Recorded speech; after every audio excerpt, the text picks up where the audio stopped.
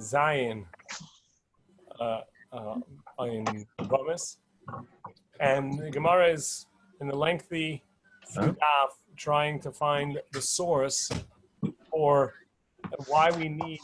The Gemara had said that we need a pasuk of Aleha to tell us that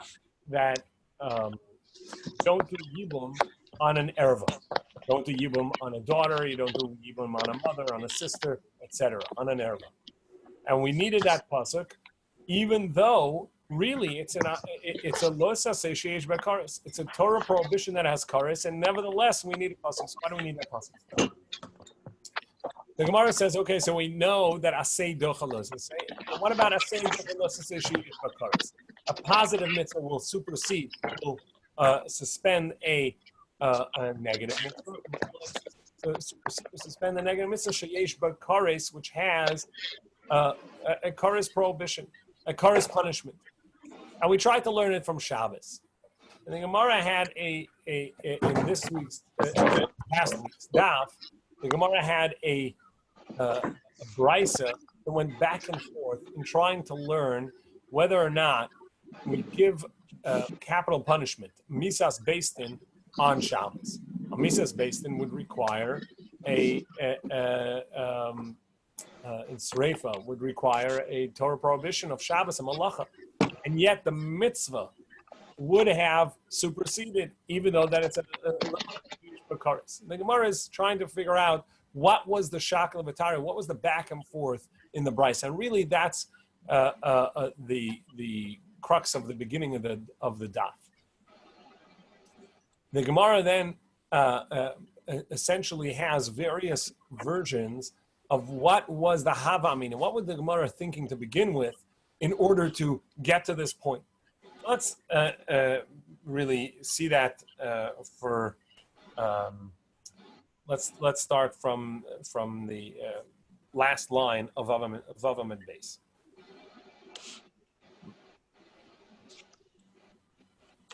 Misas Beistin Dachi Shabbos Mekavachomer. Misas Beistin is going to be Docha Shabbos as a Kalvachomer, as a logical argument from a Kalvachomer. Kalvachomer being an argument that if it's true here, for sure it's true here. Avoda is a very important mitzvah. How do we know it's an important mitzvah? Docha Shabbos. It's Docha Shabbos. Now, Ritzicha, Docha Asa. Yet, puts it aside. I mean, that Rashi says if a kohen killed, and he's doing the avodah in the Beis Hamikdash, Beis Din sends someone and brings him away from the Beis Din, from the Mizbeach. Beis Din will take him away in order to give him capital punishment. So we see that capital punishment is given even to someone who is in the middle of the avodah. So we see that the Beis Din's ability to give capital punishment supersedes, is stronger than the avodah, and the avodah is stronger than Shabbos. It says if from the Mizbech you can take this person Shabbos and nitfas mipnei avodah. Well, if capital punishment misas Beis Din is stronger than the avodah, and the avodah is stronger than Shabbos, so then for sure capital punishment is stronger than Shabbos. In addition, so the Gemara says, great. So what was the response of the brisa to that? So we say, no, we have a contradiction to that. Because we see that there are some things that will supersede avodah, that will not supersede and will not supersede Shabbos. Where do we have that? The mitzvah of kvuras meis mitzvah. Somebody finds a person dead outside of conventional space, and on the road or wherever it may be. That person must be buried over there. They're kona makoma, they get their place. That's a mitzvah of meis mitzvah. And even a kohen gadol, even a kohen, even someone on the way to doing a korban, must stop and make themselves tamei by attending that mace. So we see that that Meis Mitzvah supersedes Avoda, but yet you don't do it on Shabbos. So we see that it's possible for something to supersede Avoda and not Shabbos. He said,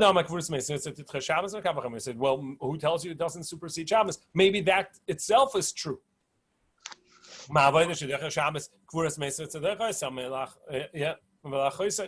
Because we see that from La'achosai, that's where we learn that the fact that it said that he can make himself tummy to his sister, that we learn from there, we already know it, so it must be that it's talking about Meis Mitzvah.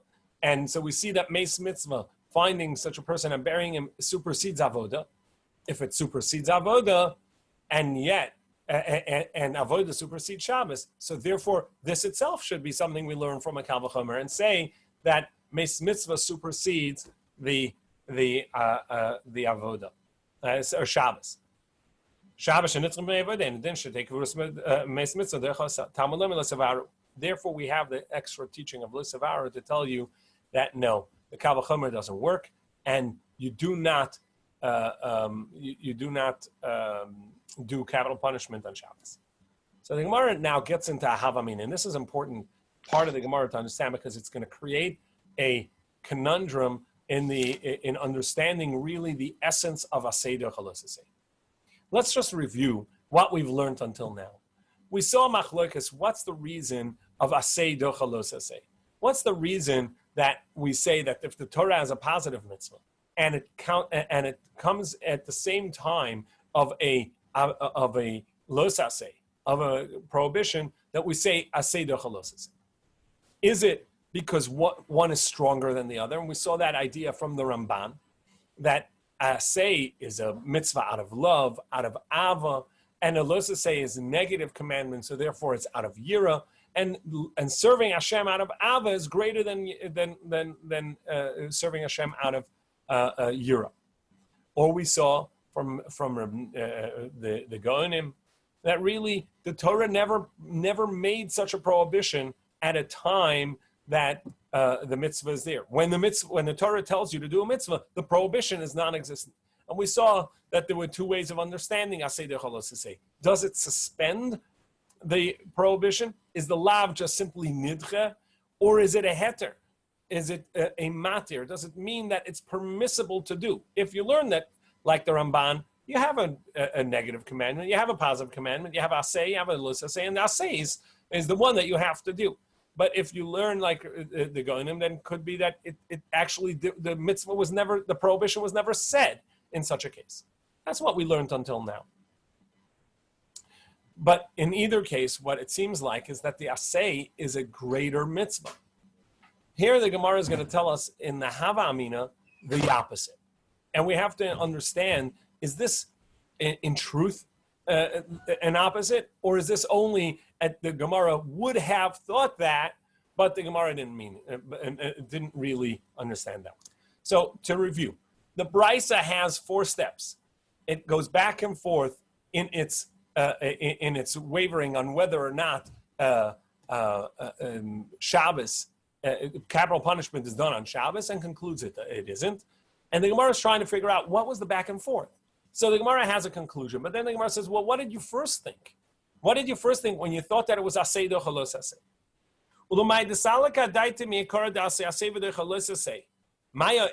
What was the back and forth? The Kama. So the Gemara says, Kama. This is what we said. What is the meaning of Mechaleh Ma'isumas? B'shar malachas chutz memisas beisim. Perhaps it's only by other things. Aval misas beisim dachi Shabbos. Maybe capital punishment would be docha Shabbos, even though we only say aseh. Docha lo say a positive commandment would supersede a negative commandment, but not Shabbos. Hadar Amar Eimad Amrin Aseh Docha lo say greda, because that's only a regular prohibition. Let's just say sheyesh b'kares mishames leidadachi. But if it's a Shabbos which has a kares with it, it should not set it aside. So what's the response to that? We thought. What would have we thought the response is? Ama atu aseder. Let's just say lav. Let's just say chamer mine. Because aseder. Let's just say chumra zuta umali chumra rabba. The Gemara says here a very unique idea. Gemara says when a positive commandment supersedes a negative commandment, asay dechalos asay.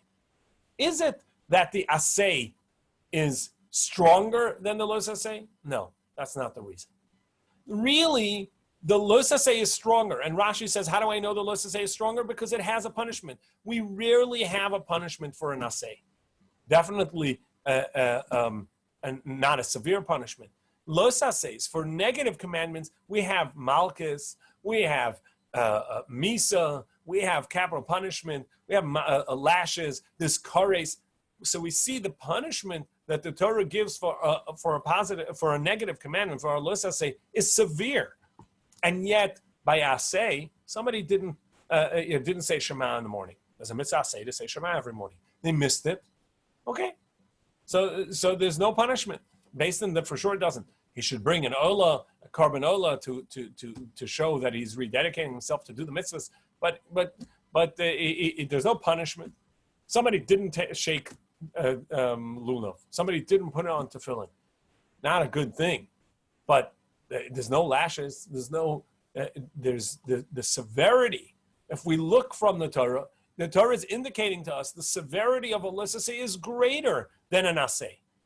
And therefore, I would think that if I have a negative commandment and a positive commandment, I have a mitzvah, a saseh, and a lo saseh, the aseh should not be done. Because this is much more severe. The negative commandment, the avera, is more severe. And yet, the Torah says, chiddush. No, even though the aseh is a lesser mitzvah, nevertheless, it supersedes it. And therefore, so mali chumrazuta, mali chumra.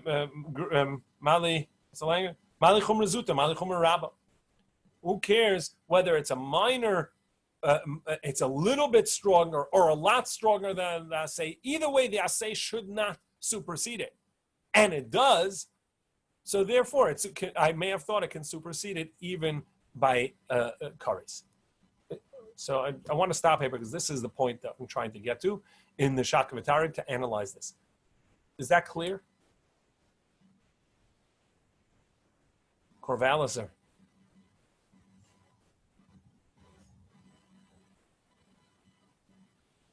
Did I lose everyone here?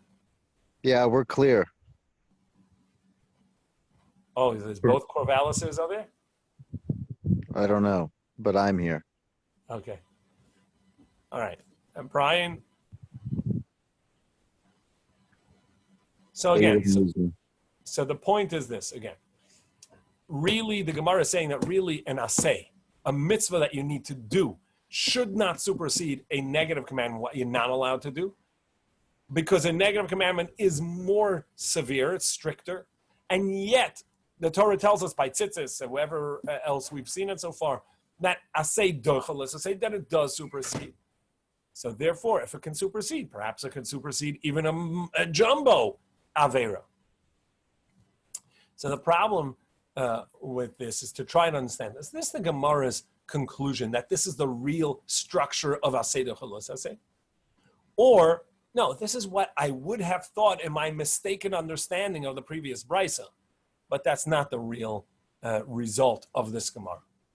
And the reason this is relevant is because that's the final, really, as we're getting to the conclusion of why we needed a mitzvah, why we needed a pasuk to prohibit erva. After all, erva, why would you think you could do a mitzvah by, you could do yibum by erva? Erva is a kares. Of course you couldn't do a mitzvah when there's a kares. The Gemara says, no, I would have learned it from Achles Isha. From Eshesach, from every regular yibum where the Torah says to do it, even though that it's an erva, it's your sister-in-law, and yet the Torah says do yibum. So I would have learned from there to say, oh, okay, so other ervas as well, on account of the idea of hoil v'ishtari. Ishtari, mali, the Gemara says, here it's one Isser, that's two Isserim, hoil v'ishtari. So the Gemara is saying that once I have asay dochalos asay, meaning the mitzvah of yibum supersedes the erva of this is your brother's wife, you can't marry her. No, the Torah's mitzvah says you can on account of asay dechalos asay sheyesh bekares, because the Torah says that you can supersede even. The Torah says you can supersede even a kares of the erva of your sister-in-law. So then, okay. So then, even if there's a second kares with there, even if there's a second erva, it'll work as well. Now, what's the structure of that limud? Why would I say that? So again, the Gemara is saying, since the very structure of yibum is that the surviving brother has to marry someone who up until today was prohibited to him as an erva, so the mitzvah of yibum tells you marry this erva, and so if there's another erva in there as well, so be it. That's what the Gemara would have thought. Hayil v'ishtari ishtari. Since it became permissible, all of it's permissible. So what's the meaning there? Does that mean this logic here? That once the Torah says asay, duchalos asay, so who cares if there's another mitzvah prohibition there? Maybe if there's 3, 4, who cares? There's going to be no difference. And this is a question really in that Gemara, in understanding of what the basis of Hayil v'ishtari ishtari and the logic of that Gemara, Tosas in Daf Gimel brings it and says, are we saying that just because asay dechalos asay sheyesh bakares by yibum, therefore it can permit even other ervas as well? If that's the case, why didn't the Gemara just say that? We're learning it from Achos Isha. As a general rule, we're learning from Eshesach, from the brother's wife, a general rule that the positive mitzvah of yibum can supersede even a kares. Therefore, it's going to be true for everything. Every time that you have a kares, and therefore even Shabbos will be superseded by a mitzvah, and other kares as well. Pesach, Mila, we saw the ones before. Tosfos says, no, that's not the meaning of this last Gemara here. And it's only particular to this limud as well, alone. And we'll get to it as soon as we go through the Shakla V'Tara, the Gemara, to get to that point. But essentially what the Gemara is telling us is, what we have to say about this Gemara here is we have to analyze which is better, is asay dechalos asay or not. I'll give you an example of where this may come up to understand the conundrum of this Gemara, the problem of this Gemara. We know that there are some times that you're not allowed to eat something because of a los asay, such as nevela. You're not allowed to eat something because it wasn't shechted. It's a meat that the animal wasn't shechted. You're not allowed to eat it. That's a los asay, a negative commandment. There are some things you're not allowed to eat as a positive commandment. For instance, shmita produce after the zman habir, after where there's none left in the field anymore, you're not allowed to keep it. You have to put it out, and you're not allowed to eat it as is. Okay, so this is shmita. So now we have someone who is sick. Someone who is sick, and they need a remedy that for their ailment. They can either eat nevela, okay, beef that wasn't shechted, or they can eat shmita produce after beer, which is a positive commandment. They have to put it out, and therefore they're not allowed to eat it. Which one should they eat? So the Kappas Tamarim, the Sefer Kappas Tamarim on Sukkah and Yuma, so he says that based on the Ramban, of course, we know that asay dochalos asay, that the positive commandment supersedes a negative commandment. So asay is dochalos asay. So we see los asay is a lesser degree. So therefore, they should eat the nevela and not transgress the positive commandment, because the positive commandment, a mitzvah, is stronger than a los asay. Not like this Gemara. Rabbi Kiva Eger on the spot over there in that sefer in his notes, he says, no. You see in our Gemara here that really the lav is more severe, and as Rashi points out, the reason is as we can see that because the Torah gives punishments that are much more severe for a los asay than for an asay. So we see that asay is stronger. we see that lo saseh is more severe. It's just a special din. The Torah teaches us that aseh, that it can supersede. But it isn't necessarily that it's a weaker type of avodah. It's a weaker type of service of Hashem, which, by the way, like the Kappas Tamarim points out, the Ramban doesn't explain it that way. So we have over here Machlokes from Kiva Eger and the Kappas Tamarim, and the same goes with many of the Achronim. They deal with this as well. And whether or not, when we have a positive commandment or a negative commandment, which one, and we have to transgress one for somebody's to save someone's life or whatever it may be, which one should we do? Transgress the positive commandment because the negative commandment is more severe, as our Gemara here indicates, because it has more severe punishments. So we see that the Torah considers the lo saseh, the negative commandment, more severe. And it's just that the Torah says a chiddush, when they collide, you're going to do the positive commandment, like we are tzitzis even though they're shanis. But which one is really more severe? Shanis is worse than the mitzvah of tzitzis. It's more severe. It's more important, if you would. But the Torah wants you to do the mitzvah anyhow. That's the way Rabbi Kiva Eger is learning. However, for the Kappas tomorrow, Rabbi Nachman Bar Zava says no. What he's going to understand is that this is all what the Gemara thought in the Hava Amina. What the Gemara thought, if we would have learned the Brisa this way, that's the way we would have thought of it. But in truth, this is not true. In truth, the reason that a positive commandment supersedes a negative commandment is not in spite of the negative commandment, in spite of the lo saseh being more severe. No, it's because, like the Ramban says, because the aseh is more important, because the aseh is more severe, because the aseh, the Torah wants us to do the mitzvah, and it supersedes the lo saseh. And therefore, and when it comes to which one to, if somebody needs to transgress, which one to do, according to Rabbi Kiva Eger, you would do the aseh. According to Kappas Tamarim, you do the lo saseh. Sorry, according to Rabbi Kiva Eger, you do the aseh. That's lesser. According to Kappas Tamarim, you do the lo saseh. Max.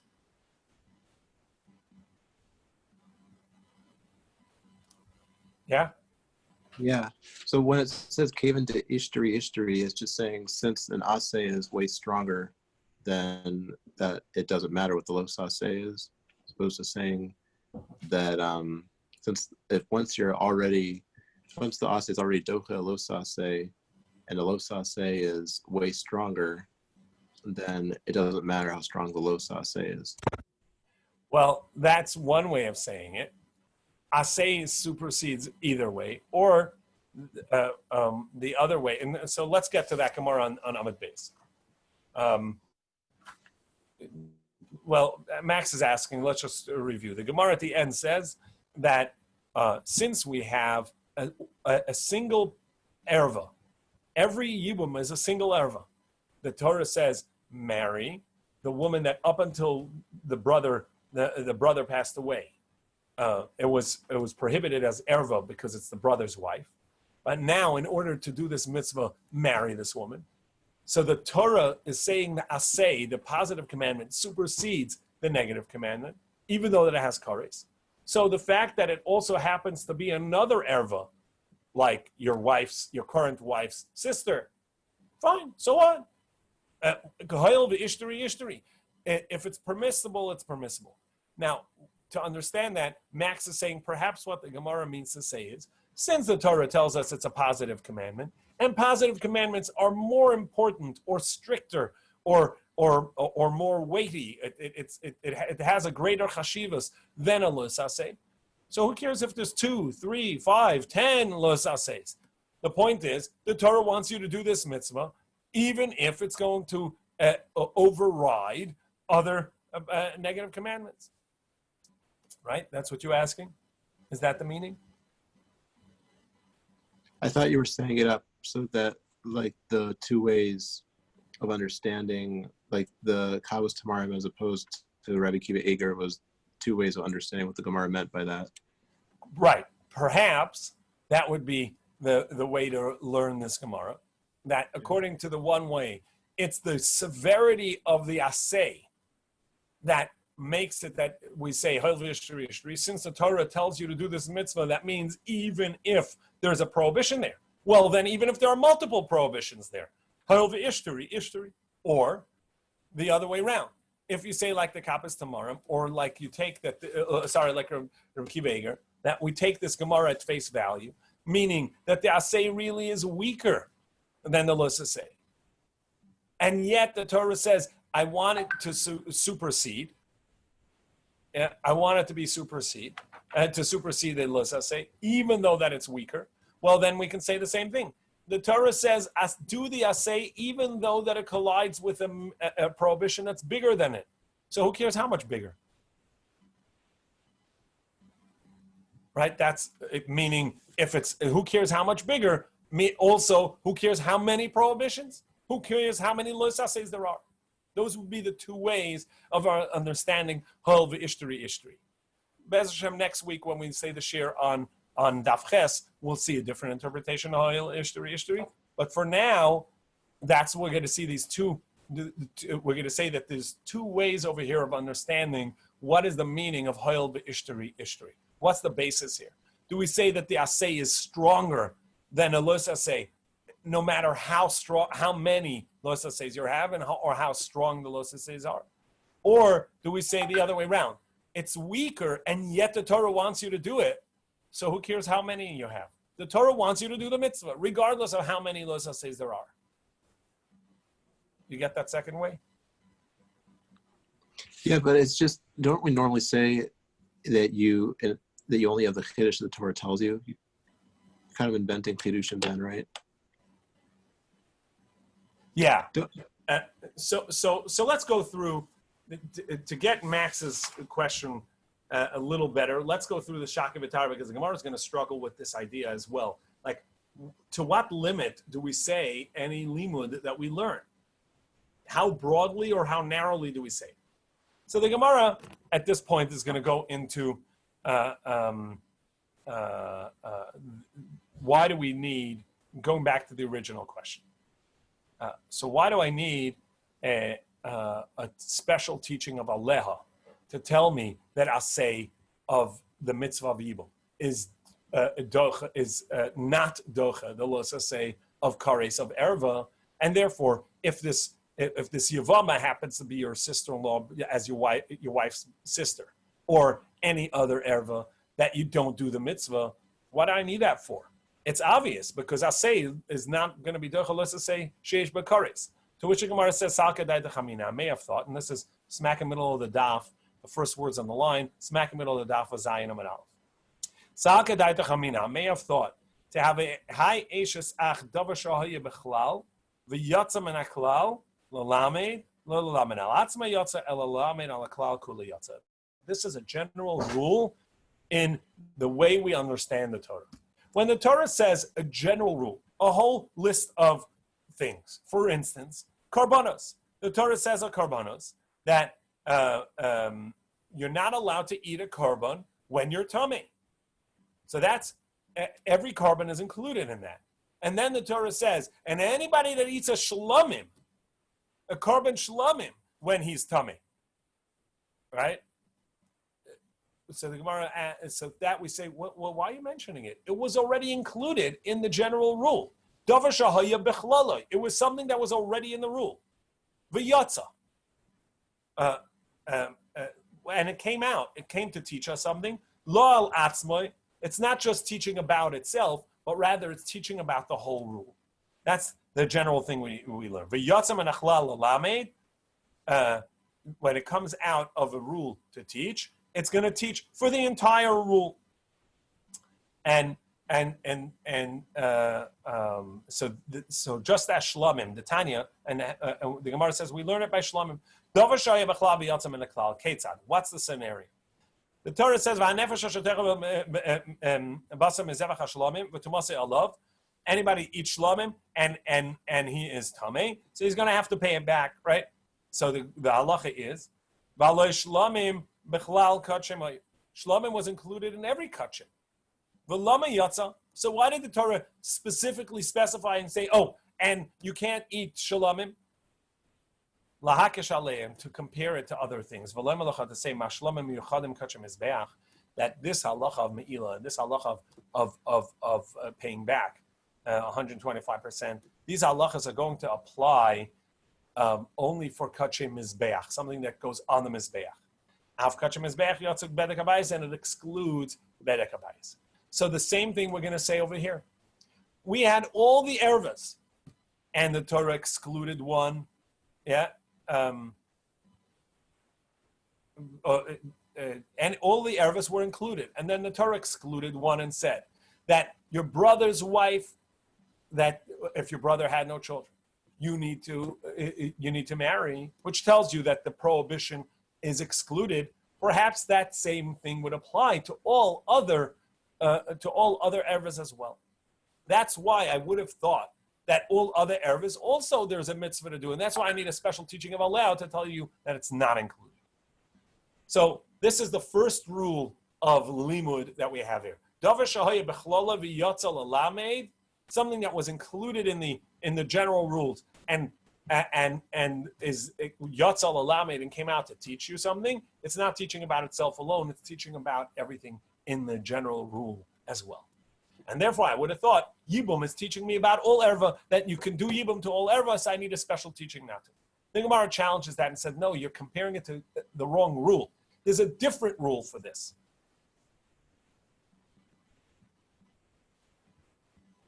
Hasam, why? Because Hasam klal be'isr or prat be'isr.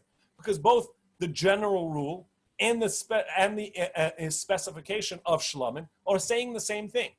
So you're not saying anything new. Must be it's teaching you something about the whole rule. Meaning, the general rule was you're not allowed to eat kachim when you're tummy. The specified rule was don't eat shlamim when you're tummy. Well, that's exactly the same thing. Must be it's not teaching about itself. It's teaching about the general rule. However, by erva, it's the opposite. It's telling you what's prohibited becomes permitted. So it's excluding something from the rule. That's different. Hacha klal be'isr, the general rule is all erva is prohibited. What's the specification here? Uprat beheter, it tells you, besides when a brother passes away without children, his wife has a mitzvah of yibum. Wait, so that's not a part of the general rule. That's an exclusion to the general rule. Haloi dummy. So what is this klal rule? What's this rule called? When you have a general rule and one thing comes out to teach you something new that's not a part of the rule, there it applies only to itself and it remains an exclusion to the rule. You cannot put it back into its rule until the Torah puts it back. So here are two very important rules in how to understand psukim in the Torah. If there's a general rule and the Torah reiterates that same general rule about one specification that was already included in the rule, it's coming to teach you about the whole rule. However, if there was a general rule and the Torah is teaching you about one thing, an exclusion to the rule, that exclusion only applies to that very mitzvah or that very scenario where the Torah made the exclusion. That's called sheyatza ladun b'davar achadash. Here the Torah is teaching you something new, an exclusion that was not included in the general rule yet. There the halacha is going to be, you can't put it back into the general rule until the Torah puts it back, meaning the exclusion remains only for that aspect itself. And therefore we have over here, the Torah said, even though we have erva, all these list of ervas, and obviously you're not allowed to marry an erva, besides for one. One, if the brother dies without children, you marry the wife. So that's not telling you a rule about the rest of them. That's telling you a rule only about that itself. Right? Okay, so the Gemara tells us where we know this general rule from. And therefore, so we turn the page.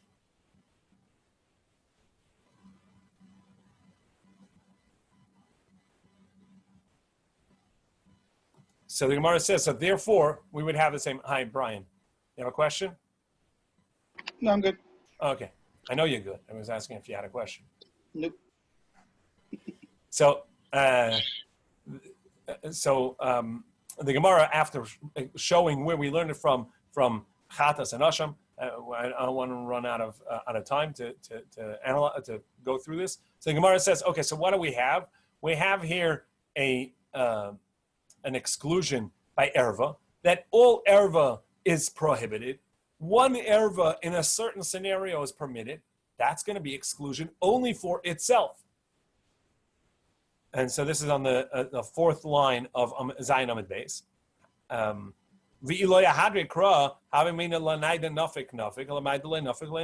If the Torah doesn't put it back in and re-include it in the general rules of erva, so only for that which is excluded, is excluded, meaning only yibum, the brother's wife, the deceased brother without children's wife, is where there's yibum, and no other ervas would be permitted for yibum. Heicha the nafak, where the Torah excluded it, the exclusion exists. Where the Torah did not exclude it, the exclusion does not exist. Hachanami, so too over here, if that's a general rule by Davar Sheyatz Alidam Leva Chadash, where the Torah is teaching you a new idea, so Hava Amina Eshes Ach the Ishtari, the brother's wife that the Torah permitted, even though that it's an erva, it permitted. Shar arayis lo, other arayis would not be permissible. So, therefore, back to the original question from 4 daf ago, why do we need a special teaching in the Torah to tell us that you're not allowed to do yibum with an erva? Why would I think you could? It's a losa seishiesh bekares. It's a Torah prohibition that has kares. And an asay is not strong enough to supersede that. And the Torah only made a special rule by the erva of your brother's wife. So why would it apply? Why would I think it would apply anywhere else? Ella, so here the Gemara says something which the Rishonim struggle with, and I want to focus on that for a moment. Ella sakadai dechamev thought tesi b'mematzinu. We can learn it as a mematzinu. The mematzinu is a third way of learning a halacha in the Torah. We had the Daf Hashovua Yevomos, something that was included, and then the Torah specified it, where it's teaching about the whole rule. We had another way where the Torah, something was included in a rule, and the Torah excluded it. It's only about itself. Here we have another rule, mematzinu. A mematzinu is a very loose comparison. Any distinction would be able to break it, but it basically says, I see this is true there, so it's true here. I'll give you a case that may be like a mematzinu. The Torah says, Pesach night you have to eat matzah. It says, well, this is really a hekesh of the words, but it says you have to eat matzah, and it says the 15th, you have to eat, you have to dwell in your sukkah. Dwelling in your sukkah means eating, not matzah, but you have to eat a kazayas, because we compare the two. Those are comparisons. There it's a comparison based on the word, because it says chamisha asar here, and it says chamisha asar over there. It says 15 and 15. But the concept is this: we find this to be true there, so then perhaps it should be true here as well. Mematzinu, just as we find the Torah says this here, it should be over there here as well. Meaning, the Torah says, erva, your brother's wife, is a mitzvah to marry. Well, then it should be also another erva, your wife's sister, there's a mitzvah to marry. And therefore, the Torah needed to tell me that it's not true. That's a general mematzinu. Mematzinu, Teisa b'mematzinu, let's learn it as a mematzinu me'eshesach, from the brother's wife. Ma eshesach miyavama, miyabma, afachos tisyabin. Just as your brother's wife, there's a mitzvah to do yibum, so to your other ervas, such as your wife's sister, also there's a mitzvah to do yibum. So before the Gemara's question, the Rishonim say, what are you talking about? We just said that the Torah has an exclusion only particularly for one aspect of erva. We had a general rule, and there was an exclusion. There was the davar shahaya bechlala v'yatsa la davar achadash. You can't say the rule applies to everything else. That's already a rule. Now you want to say, oh, mematzinu, if it applies here, it should apply there. Why in the world should we say that? So the Ramban asks this question, and the Rashba asks this question. They bring it from Rav Rama based in the first Rivet, and they have various different answers. And they have problems with the answers. I want to say over the Rabbeinu Yonah's answer, according to the way Rabbi Eli Baruch Finkel, my Rabbi Baruch Finkel Zachron Avracha, explained it. So, Can you just clarify the question? Sure. The question is, how can you say that a mom and Sina we see it's mutter to do yibum with Ashes Ach, so it should be mutter to do yibum with every karis, if the Gemara just said that it's a chiddush, but specifically by Ashes Ach? Is that what the question is? Well, and it was a part of a general rule that excluded. And there's a general klal. It was a klal. It was a general rule, and in Yatsa Ladav Devar Chadash, and the Torah excluded it and said a new din applies there, which the general rule is. It applies only to there and not to the rule. So how can you say, well, if I see it, it's true there, it's true here? No, we have a rule that tells us that you don't compare them. Yeah. Okay. In other words, we just saw 3 rules in a row. One way of drash is a general rule and a repetition on something specific. Then it applies to the whole rule. Rule number 2, if something was in a general rule and came out, was excluded for something else, it applies only to the exclusion. Now we have a third way to learn, which is mematzino. If I find it there, I should say it here. Well, rule number 2 already excluded, it prevents us from saying number 3. Because rule number 2 says, if it was in a general rule, meaning erva, and the Torah excluded it and said, oh, this applies to it, to one aspect of erva, to your brother's wife, there's yibum, it does not apply to the rest. So rule number 2 already prevents us from trying rule number 3.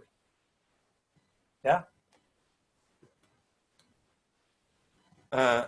So they quote Rabbeinu Yonah, and he says such words. The loy dami, it's impossible to do yibum without your brother's wife. So therefore, it's not considered an exclusion to the rule. What does that mean? So the way he explains it is like this, that what is considered, I had a general rule and the Torah taught me something new about one aspect, it applies only to that and not to the rule. That's only when it could have applied to everything else, and it doesn't. So therefore the Torah said, I want it only to apply to chatas, to asham, and not to this, right? But so I had a rule. Let's take it to erva. If every erva could have been a yibum, in every erva there could have been yibum, so then it would make sense. The Torah said, we had a general rule, no erva. And then the Torah could have picked any of the ervas to do yibum with, and the Torah picked only the brother's wife, so therefore, it tells us it wants it only there and not anywhere else. However, if we think about it, there's no way of doing yibum as a general rule with other ervas. Yibum only applies to your brother's wife. That's the structure of yibum. You can't say, oh, I'm going to do yibum to my wife's sister. Wife's sister is not establishing your brother's household. The mitzvah of yibum, by definition, applies only to one of the ervas in the rule. So when we say something was included in a rule and the Torah excluded it for one aspect, that aspect only applies there. That rule also, the Gemara now is reverting and saying that doesn't apply to our conversation either, because we're talking about yibum. Yibum can only apply to one of the ervas. So you can't say, well, the Torah chose this erva, not the others. It means to tell me it wants it to apply here and not by others. No, others don't have the mitzvah at all. Others don't have the structure at all. It doesn't apply there. Yibum can only be by your brother's wife. Because by the very nature of Yibum, it means I'm trying to establish my brother's, the deceased brother's, childless brother's family. And that doesn't apply to any other erva besides for this one. So here's the logic. If generally, when something was included in a klal, davar shahaya b'chlal, and the Torah excluded it, but could have picked any one of the others to exclude, and it didn't, what the Torah is saying is I want it only by this and not by the others. But by erva and yibum, that's not true. There's only one erva that yibum could really apply to as a general rule. The brother's wife, because that's the nature of yibum. It's true, it may by chance apply as well to some of the other ervas, like our Mishnah describes. But that's not, the Torah doesn't show me it doesn't want it to apply to other things because it chose this one. Because that's the only one it could have chosen. That's the meaning of this next question in the Gemara. Perhaps I can say the others apply just like this one because really the Torah didn't choose one over the rest because the Torah couldn't have equally chosen any of the others. This is the only one that Yibum applies to, a brother's wife. A brother's wife that the brother is deceased, childless, and you need to reestablish that family. That's the only erva that as a general rule applies to Yibum.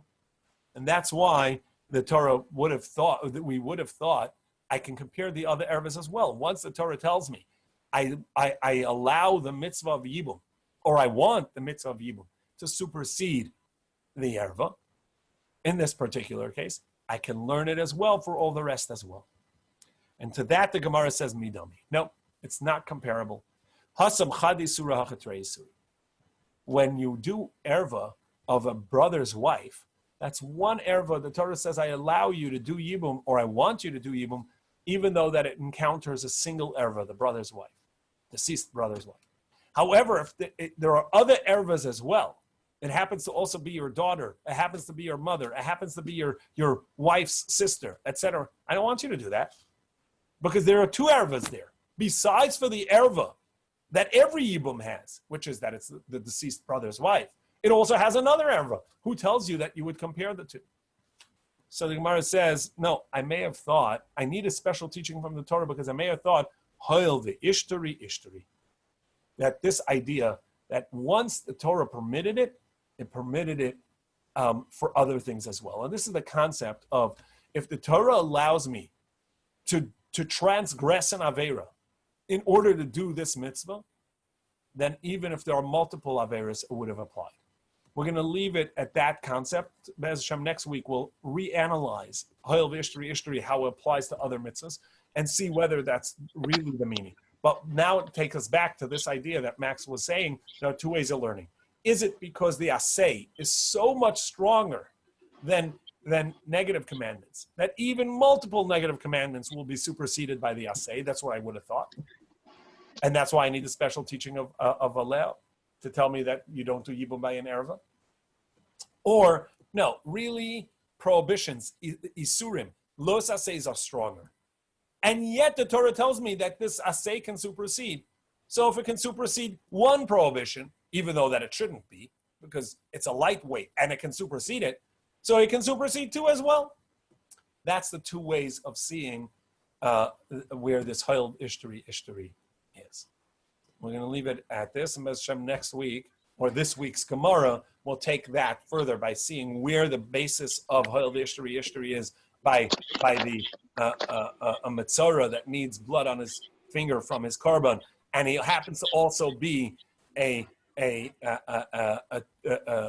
tumah, another tumah. And it's the Korban Pesach day, and he can't wait till the evening to make the Korban Pesach. He's allowed to bring it, since he's allowed to come in for his Mitzorah. He's allowed to come in even as a Balkari. So we see that Hoil V'Ishtari, and we're going to see the distinctions of where that apply. And ultimately, the Gemara is going to come to a conclusion of why we needed a special teaching of Aleha, Be'ez Hashem, in this coming week's stuff.